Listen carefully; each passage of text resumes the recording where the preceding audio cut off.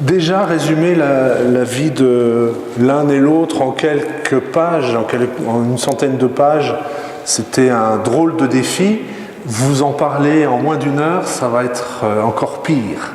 Donc je vais vraiment vous faire un partage qui sera assez, j'ai envie de dire, impressionniste. Et puis je ne suis pas non plus un grand spécialiste, donc puisqu'il y en a qui sont dans la salle et qu'il y a des jésuites aussi dans la salle, n'hésitez pas à me rectifier, à compléter et peut-être à approuver aussi ce que je vais pouvoir vous partager. J'ai envie, donc dans ce portrait un peu croisé d'Ignace et de François-Xavier, de commencer par une petite biographie rapide de l'un et l'autre pour vous rafraîchir la mémoire ou pour vous faire découvrir un peu ces deux personnalités, à la fois très différentes et en même temps qui travaillent pour la même gloire de Dieu, comme ils le disent très vite. Ensuite, on verra un peu comment François-Xavier est aussi l'apôtre des lointains, celui qui a rendu proche jusqu'au Japon, et puis enfin l'héritage d'Ignace, qui est un héritage très universel et j'ai presque envie de dire contemporain. Alors très rapidement, Ignace, déjà son nom c'est Inigo, mais comme il n'y avait pas de traduction véritablement française, c'est devenu Ignace quand il est arrivé en France. Il est né à Loyola en 1491, une famille noble, il grandit influente au Pays Basque, il grandit avec dans les cours des princes de l'époque. En 1521, on le sait, vous le savez, c'est cet épisode où c'est le siège de Pampelune par les Français. Les Français ont passé Roncevaux, ça on en entend parler aussi avec la chanson de Roland, et il se retrouve autour de Pampelune, défendu notamment par Ignace, et Ignace est fauché par un boulet de canon qui lui brise une jambe, puis un deuxième y est blessé aux deux jambes. Longue maladie, longue convalescence pendant lesquelles il réclame, lui qui était un homme de cour plutôt séducteur, il réclame des romans de chevalerie, mais tout ce qu'on trouve à lui proposer, c'est la légende dorée de Jacques de Voragine, c'est-à-dire qu'il découvre des figures de saints. Ah tiens, Saint François d'Assise, pourquoi je ne le suivrai pas? Saint Dominique, c'est aussi intéressant. Et finalement, on verra qu'il va trouver sa propre voie. À 32 ans, j'avance assez vite, il se rend compte notamment au cours de cette convalescence que non, et un peu plus tard, il va pouvoir le formuler, c'est peut-être l'accompagnement des âmes qui est sa mission. Et donc il décide à 32 ans de partir à Jérusalem, un pèlerinage difficile, il veut vivre sur les lieux saints et s'occuper des âmes. Le seul problème, c'est que quand il arrive là-bas, les franciscains lui disent « bon, on n'a pas besoin », il est déjà aussi, il a pris une grande démarche de pauvreté, de dépouillement, et les franciscains lui disent qu'ils n'ont pas besoin d'avoir quelqu'un à charge en plus et qu'il peut rentrer chez lui. Quand Ignace rentre, il se dit que peut-être ce qui lui manque, c'est la connaissance, et donc il commence des études en Espagne, il vit pauvrement, et il est déjà un peu inquiété par l'Inquisition. Et puis il comprend aussi que les études à l'époque, les études c'est à Paris que ça se passe. Donc 1927, il départ pour Paris, il a 36 ans, ce jeune étudiant parisien, et il loge avec un certain Pierre Favre et un certain François-Xavier. De ce dernier, on ne peut pas dire qu'il y ait un coup de foudre entre François-Xavier et Ignace. Je me permets de faire une petite incursion vers François-Xavier, qui est décrit par Ignace comme étant il avait l'esprit vif, l'humeur agréable, l'âme noble, le cœur haut, mais il était fier, vain et ambitieux. Il se moqua d'abord d'Inigo, de ses maximes, de sa conduite, de ses discours fanatiques, et loin de l'écouter, et bien voilà que François-Xavier tournait en ridicule la vie de gueux qu'il menait. On sait que François-Xavier deviendra donc le compagnon d'Ignace, Et Ignace confia par la suite que ce François-Xavier, à la tête un peu dure, avait été la patte la plus rude qu'il eût à manier. C'est dire que les deux hommes ne sont pas faits au départ pour s'entendre. Comment, ça, je le rappellerai simplement dans la courte biographie de François-Xavier, et à un moment, ces deux hommes plutôt antagonistes vont se retrouver et François-Xavier va suivre Ignace. Il le suit avec les autres compagnons, ils sont 7 au total. Ils font le vœu de rester ensemble. Ils font le vœu à Montmartre, 15 août 1534, de rester ensemble pour aller à Jérusalem, vivre la pauvreté et la chasteté et finir leurs études. Et c'est à ce moment-là aussi que François-Xavier découvre les exercices spirituels qui lui sont donnés par Ignace. On verra que ça, c'est un des éléments très importants de l'héritage d'Ignace. En 1938, je brosse très vite, ils veulent partir à Jérusalem, mais finalement le départ ne se fait pas. Ils décident donc de fonder un ordre, et puis comme on leur demande mais quel est ce groupe, eh bien, simplement ils déclarent qu'ils sont les compagnons de Jésus, un nom qui va rester. On est en 1938, cette compagnie est en train de prendre forme. 1540, à peine arrivé à ses débuts, eh bien, François-Xavier est envoyé pour les Indes, une colonie portugaise. Je ne peux pas vous décrire tout ce qui se passe pour la fondation de la compagnie, simplement, c'est durant cette période que Ignace laisse beaucoup de choses, les écrits des exercices spirituels, la règle de l'ordre, et puis, à la fin de son existence, le récit du pèlerin, qui est une courte autobiographie qui nous apprend justement ce chemin humain et spirituel d'Ignace. En 1953, Ignace sent que ses jours sont comptés. Il demande à François-Xavier de rentrer, sauf que François-Xavier est mort depuis 1 an. On va y venir. Ignace, lui, est décédé en 1556, à l'âge de 65 ans. Les constitutions sont définitivement établies en 1558, donc 2 ans après sa mort. Rapidement, on va retrouver Ignace et François-Xavier ensemble quand ils seront canonisés en 1622. Je vous rappelle que dans la chambre des étudiants parisiens, il y avait Ignace, François-Xavier et Pierre Favre. Et bien, le dernier, il ne sera canonisé que par le pape François en 2013. Il a été un peu oublié de l'histoire. Passons à François-Xavier, qui est né en 1506 en Navarre. Il a donc 15 ans de moins qu'Ignace. Il a un itinéraire plus classique. À 20 ans, il est étudiant à Paris, promis à un bel avenir, soit dans l'Église, soit un avenir politique. Quand, je le disais tout à l'heure, quand Ignace s'installe, eh bien, dans cette chambrée, dans cette maison, François-Xavier a un certain dédain pour le vieil étudiant, on l'a compris. Et donc en 1533, eh bien, il y a cette conversion de François-Xavier. On ne sait pas vraiment ce qui a pu se passer, mais voilà qu'il est donc parti dans l'aventure de cette compagnie de Jésus. En 1540, donc, il a 36 ans. Quand il est envoyé en mission, je le disais, il lui reste 10 ans à vivre. Et il va beaucoup circuler dans cette Asie qu'il découvre, les Indes, la Malaisie, le Sri Lanka, le Japon. Le calcul a été fait qu'il aura navigué pendant 3 ans et 7 mois pour parcourir quelques 80 000 kilomètres.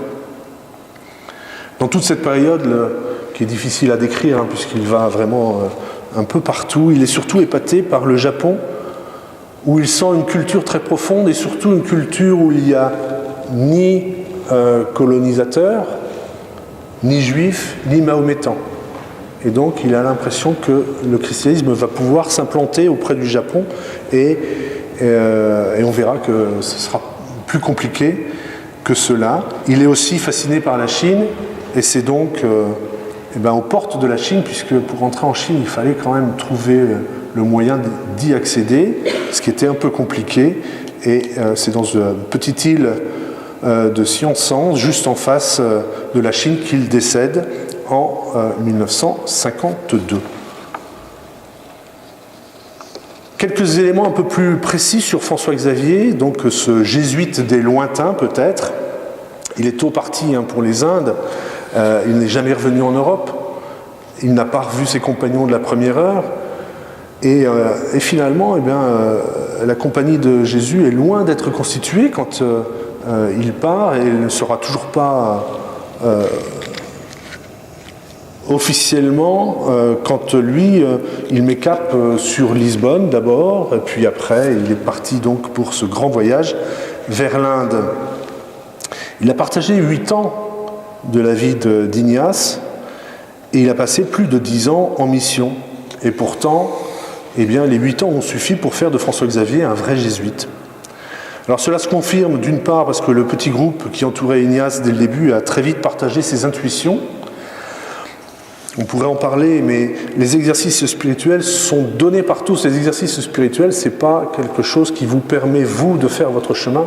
C'est quelque chose qui est donné à celui qui va vous accompagner pour vous guider vers cette recherche d'un discernement plus grand.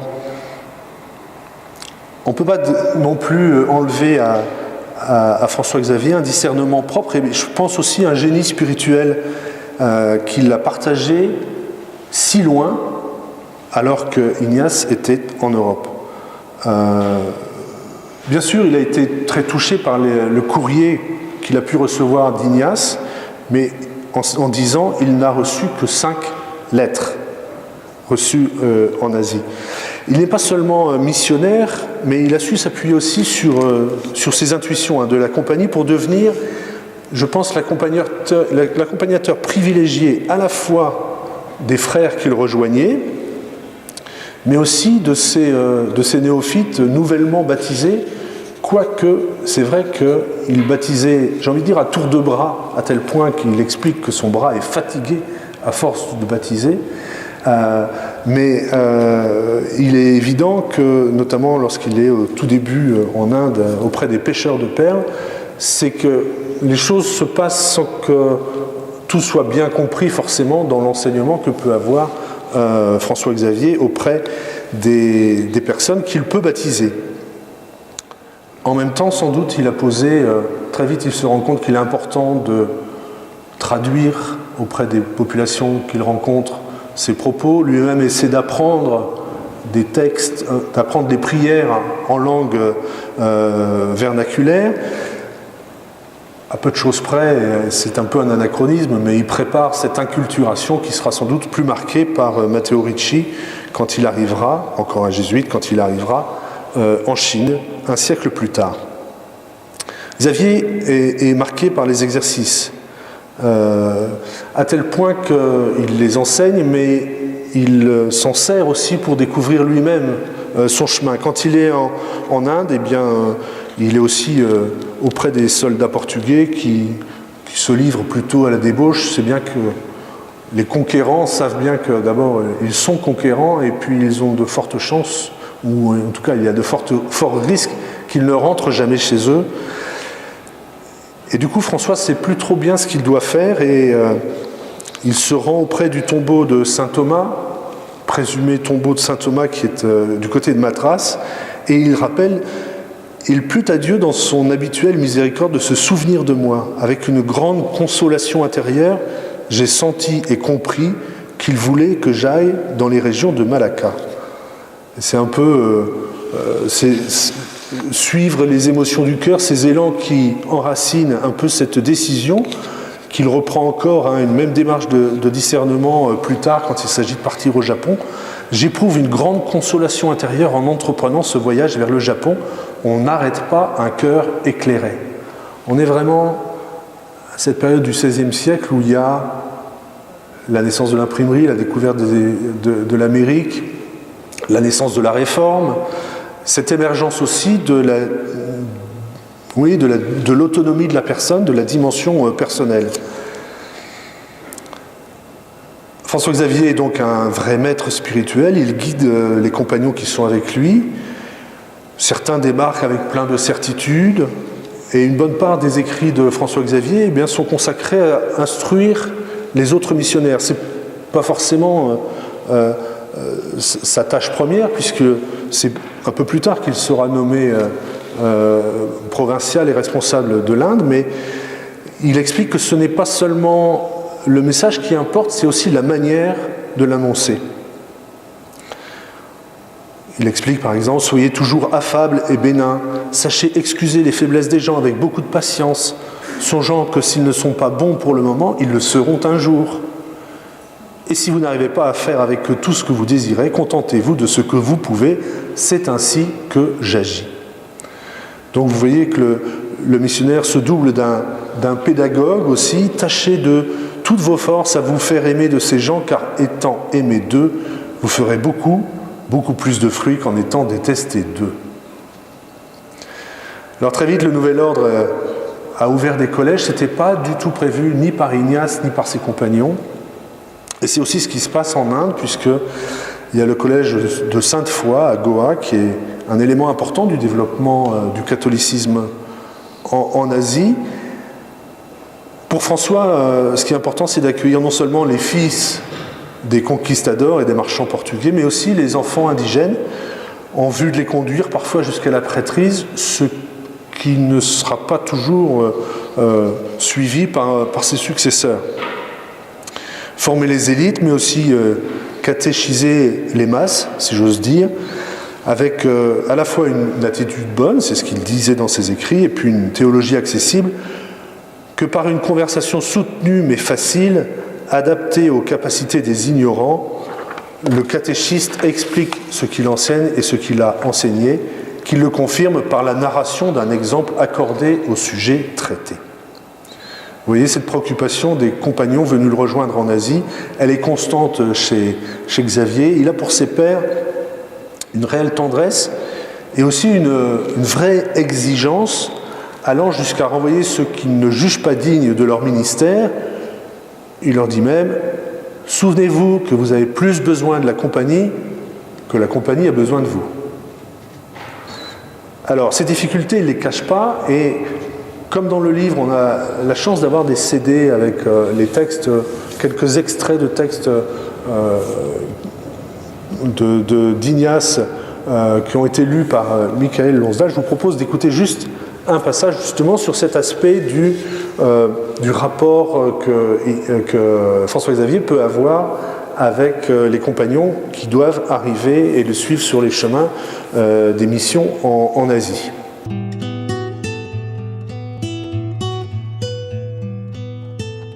La grâce et la loi.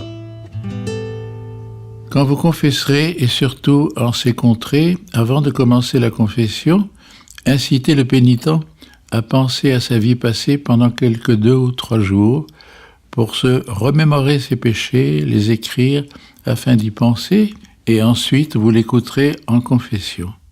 Vous ne lui donnerez pas tout de suite l'absolution. Différez-la plutôt pendant 2 ou 3 jours, et donnez à ces personnes-là des méditations, des exercices de la première semaine, afin qu'ils méditent et qu'ils pleurent sur leurs péchés, ne faisant une pénitence et en se donnant la discipline jusqu'à en pleurer, sans oublier de rendre ce qu'ils doivent ou de se réconcilier avec autrui. Remarquez bien ceci, dans ce pays, quand vous confesserez, vous ne parlerez pas avec rigueur aux pénitents, et vous ne les inciterez pas à la crainte tant qu'ils n'auront pas fini de dire leurs péchés, mais plutôt vous leur parlerez de l'abondante miséricorde de Dieu, afin de rendre léger ce qui en soi-même est très grave, et cela tant qu'ils n'auront pas fini de dire et confesser leurs fautes. Vous offrirez un visage empreint de gaieté, et non pas soucieux ou renfrogné, à tous ceux avec qui vous converserez. Car si l'on vous voit soucieux et triste, beaucoup craindront de vous rencontrer et donc ne profiteront pas. Soyez donc affables et doux, et quand en particulier vous adressez des blâmes, faites en sorte de les dire avec amour et avec grâce, de façon à ce que ceux qui parlent et qui conversent avec vous ne puissent sentir qu'ils vous inspirent du dégoût. Voilà, avec la voix de Michael Lonsdal, ça prend aussi toute une dimension.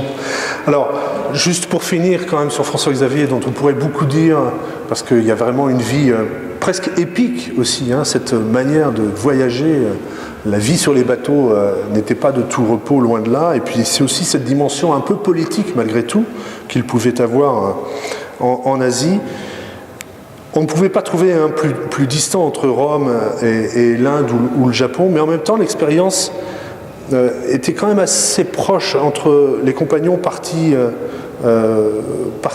en mission, que ce soit en Amérique latine, en Asie, ou ce qui pouvait se passer dans une Europe beaucoup secouée. La correspondance était importante et en même temps, on l'a dit, avec les distances, elle était compliquée. Et je reprends juste un extrait de lettre de François Xavier s'adressant à ses frères compagnons restés à Rome. Combien nous sommes séparés corporellement les uns des autres. Lui qui désespère, il dit « Sachez-le bien, lorsque vous donnez des ordres de Rome en vertu de la sainte obéissance à ceux d'entre nous qui sont à Malucco ou qui seraient partis pour le Japon, vous ne pouvez recevoir de réponse à vos ordres en moins de 3 ans et 9 mois. »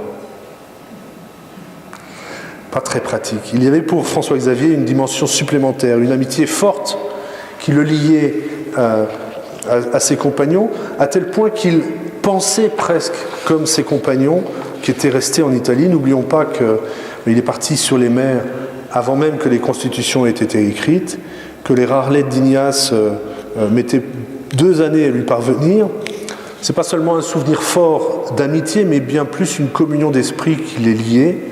Et quand François éprouve une grande solitude, eh bien, il exprime de temps à autre cette solitude et les exigences de la mission, mais il est vrai aussi qu'il n'est guère facile pour ses autres frères de suivre un voyageur qui ne cesse de bouger. Le message qu'il laisse, c'est une existence avec un vrai périple, ce dont je parlais, mais ce qui le touche aussi, c'est ce lien important. Et quand Xavier recevait un courrier notamment d'Ignace, eh bien, vous savez qu'il découpait la signature pour porter ce petit bout de papier sur son cœur. Cette dimension missionnaire, elle a été très vite reconnue par l'ordre, et c'est un jésuite de la première heure qui disait « Le monde est notre maison ».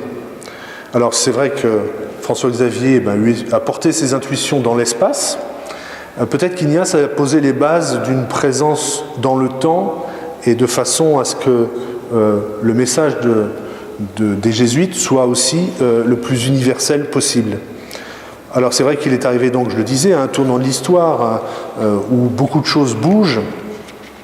C'est à la fois la conjugaison de l'individu et du croyant, la reconnaissance de la personne et puis une certaine autonomie spirituelle. C'est pas pour rien qu'il est du même siècle qu'Érasme, Luther, Calvin.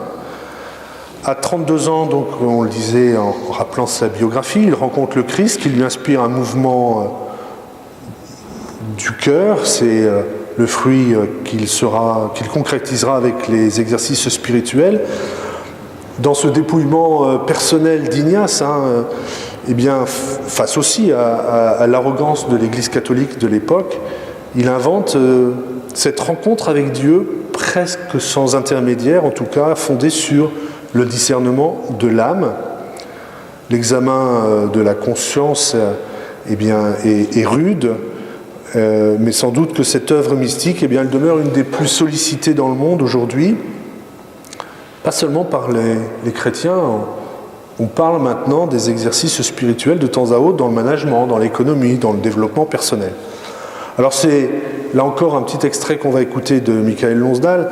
Le vocabulaire cette fois-ci des règles paraît peut-être un peu désuet, mais on sent le mouvement de l'âme, la manière d'analyser la vie intérieure. Petit extrait.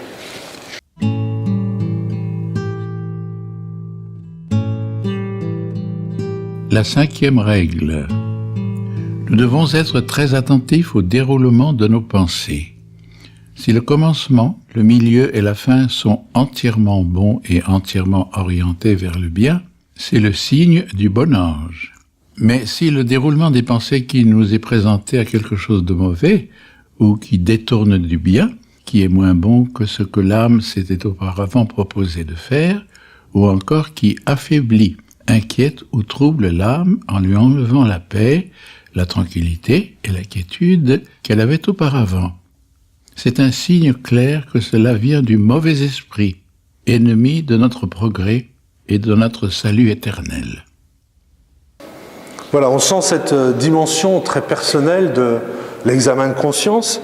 Alors c'est vrai que l'Église, elle n'est pas à l'époque habituée à cette autonomie du fidèle, et puis cette façon aussi de guider les fidèles, eh bien, peut-être qu'elle n'a pas toujours été très bien comprise à travers les siècles. C'est vrai que les jésuites sont profondément fidèles au pape, s'engagent aussi à être serviteurs de l'Église, et en même temps, eh bien, même sous l'autorité du pape, ils font preuve aussi d'une grande liberté. Enfin, finalement, il a fallu un pape jésuite pour réconcilier, sans doute, les jésuites avec l'institution ecclésiale, en tout cas avec le Vatican. En fait, la force de l'ordre, c'est d'éprouver, d'expérimenter ses propres découvertes. C'est toute l'expérience d'Ignace qui analyse ce qui lui arrive. Et ça définit une certaine manière aussi de gouvernance. Là aussi, c'est quand il faut réfléchir aux constitutions, eh bien, Ignace raconte lui-même comment il faut s'y prendre.